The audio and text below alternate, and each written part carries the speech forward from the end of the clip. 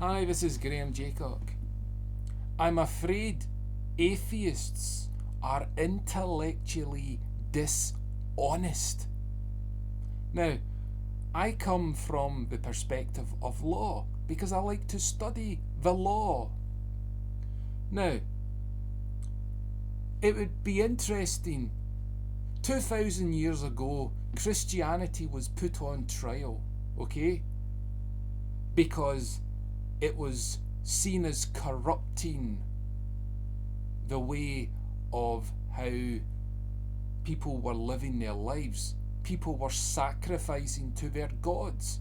And Christianity stood up and said, no, we're not going to sacrifice anything to false gods.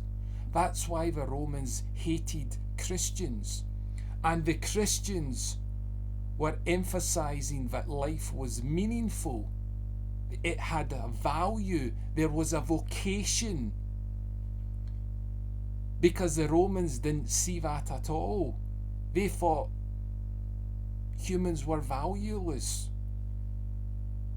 Now, as you know, the atheists who have read the Bible know that Paul was put on trial by the Romans. He had to persuade that his values were not doing any harm. Now, atheism should be doing that very same thing. If only they were doing what Christians were doing 2,000 years ago, right? Just imagine the representative for atheism, right? We could do Stephen Fry, Lawrence Krauss, Ricky Gervais, Dr. Dawkins, all those little guys. Now they have to go on trial saying, you need to show me that your view of the world is not going to upset our world. Now, atheists are intellectually dishonest because, as atheists have pointed out, morality is subjective.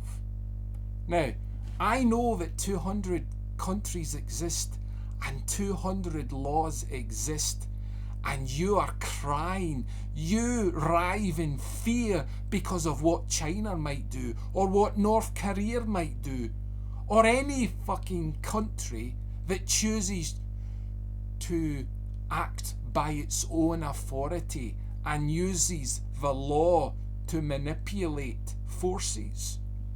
You see, in Christian belief, God gave the authority of the law.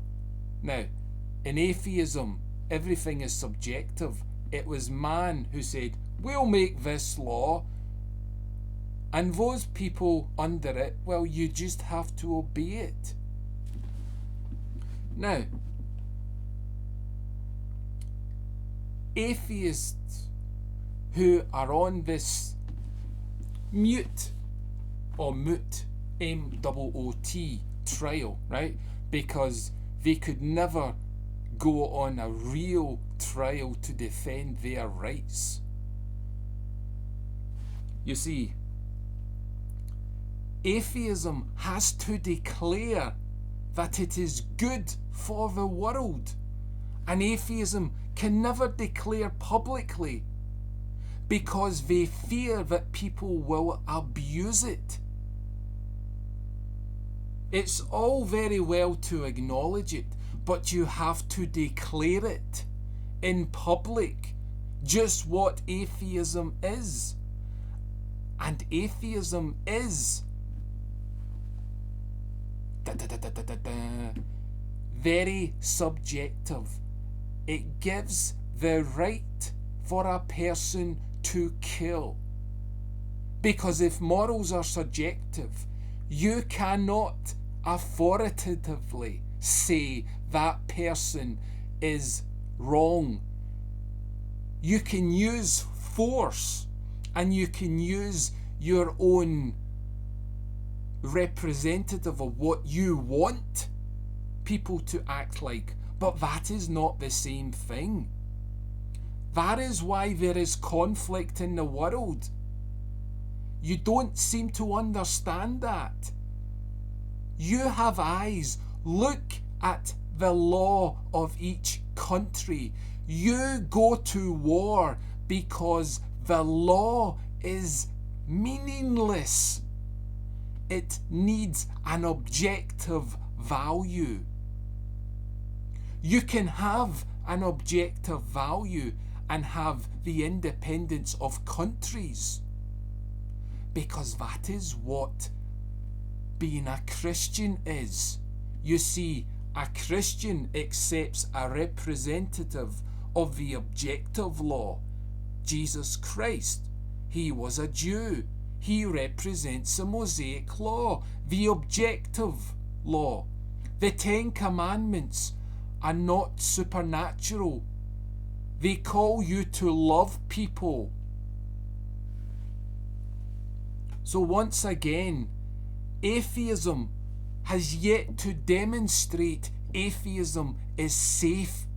Christianity has demonstrated it was safe in the generation that was the most violent.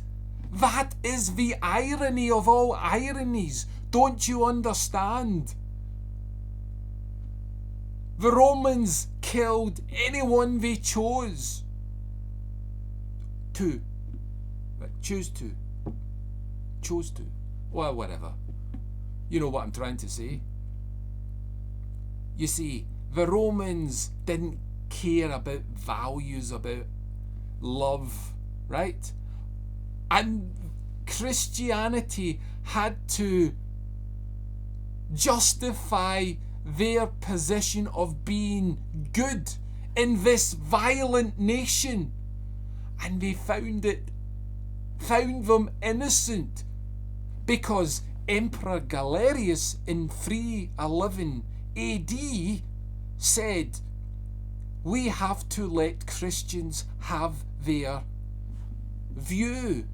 We can't allow dictation of how people choose to live their lives. So Christianity started the diversity. Your country gets Christian values.